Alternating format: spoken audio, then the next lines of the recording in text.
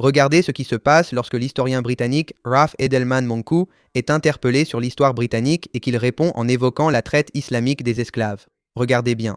Je vais vous envoyer mon livre New Age of Empire. Je suis quelqu'un qui a parlé en profondeur de la traite des esclaves islamiques. Bien sûr, la traite islamique des esclaves. En fait, sans la traite des esclaves islamiques, il n'y aurait probablement pas eu de traite européenne des esclaves. L'Europe manque d'idées nouvelles et copie souvent celles des autres. La traite islamique des esclaves a eu un impact énorme et était horrible. Mais la différence clé, et c'est pourquoi la revendication de réparation est si importante, c'est que dans la traite arabe des esclaves, il s'agissait principalement de serviteurs. Donc c'était surtout des femmes. C'était principalement une question de serviteurs. Ce n'était pas réellement créateur de richesses. L'argent de la traite arabe des esclaves profitait aux commerçants, certains ayant tant d'argent qu'ils ignoraient comment le dépenser. Alors, quelle revendication puis-je faire envers un système qui n'a pas généré d'argent ? La différence, elle est différente. Non, cela n'a pas créé de richesse pour les commerçants, ni enrichi la société. Il existe deux différences majeures. Voilà pourquoi, encore une fois, nous ne devrions jamais, jamais, jamais penser que ce qu'on appelle aujourd'hui l'esclavage moderne est la même chose que l'esclavage marchandise. Ce n'est pas le cas. L'esclavage marchandise, c'est réduire quelqu'un à l'état d'un cheval, d'une vache, et dans la loi anglaise d'ailleurs, pas la loi américaine, et pendant 150 ans, c'était l'Empire britannique qui emmenait des personnes en Amérique. Aucune comparaison possible avec l'esclavage moderne. Ce n'est pas bien, mais on ne devrait même pas appeler ça esclavage.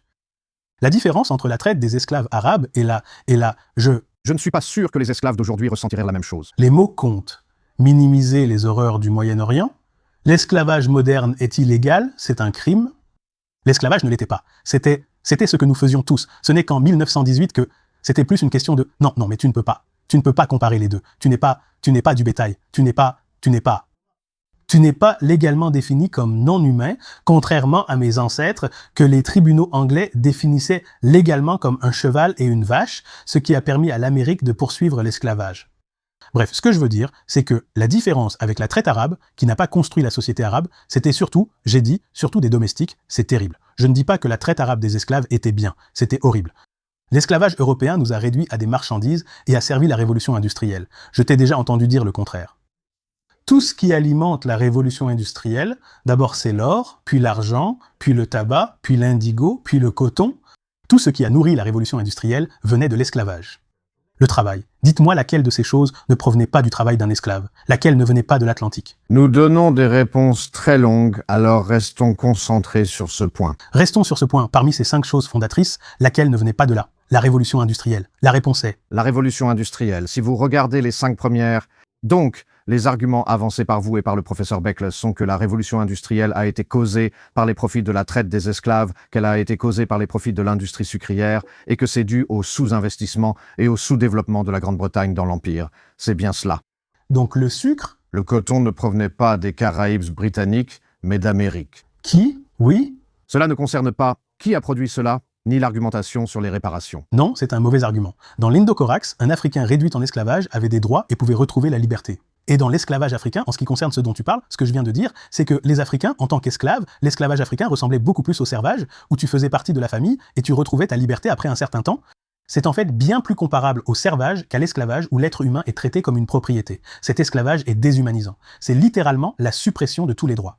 Et il est fort probable que les personnes qui vendaient ne savaient pas vraiment ce qu'elles faisaient. Parce qu'il faut se rappeler que l'esclavage africain ne se déroulait pas principalement sur le continent. Il fallait aller très loin. Tu ignores tous les esclaves qui sont morts en étant kidnappés? Et alors qu'on tentait de les amener jusqu'à la côte, n'est-ce pas? Non, c'est juste... Encore une fois, le point ici, c'est qu'il y en avait, bien sûr. Il y a eu d'énormes rébellions. Donc oui, il y avait certains Africains, à 100%, qui étaient complices. Il y avait des royaumes entiers qui se sont essentiellement développés autour de l'idée de faire le commerce de personnes réduites en esclavage. Mais cela était dû aux conditions qui leur étaient imposées, n'est-ce pas? Je ne dis pas qu'ils sont sans reproche. Vous ne m'entendez pas dire qu'ils sont sans reproche. Mais encore une fois, si vous regardez les calculs pour les réparations, ils sont en grande partie basés non pas sur le préjudice, mais principalement sur le travail non rémunéré et l'écart de richesse qui existe bel et bien. Donc, et il n'y a personne en Afrique qui en a bénéficié, juste pour que je comprenne.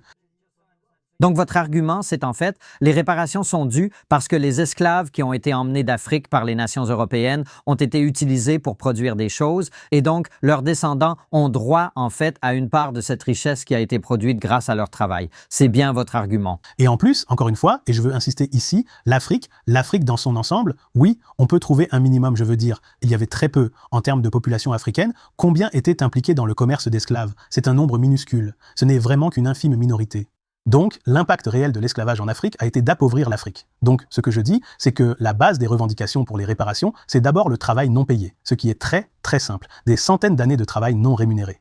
Deuxièmement, la richesse accumulée et les dégâts économiques toujours présents aujourd'hui. On le constate encore aujourd'hui, c'est pourquoi la traite arabe et les quelques Africains présents sont peu évoqués. Alors, Raph, À ce sujet, n'est-ce pas un point juste? Si nous pouvions trouver un moyen, je sais que c'est probablement difficile sur le plan pratique, certes, mais si nous pouvions trouver un moyen de dire, eh bien, regardez, votre arrière-grand-père était un esclave, enlevé d'Afrique, utilisé comme travailleur, ce travail a produit une certaine quantité de richesse. Et maintenant, vous savez, nous avons développé ce système magique pour remonter jusqu'à cela et pouvoir vous donner X% du fruit de son travail. Est-ce que ce ne serait pas une bonne chose à faire? Non, pas du tout. Parce que vous parlez de sommes bien inférieures à ce dont vous discutez ici.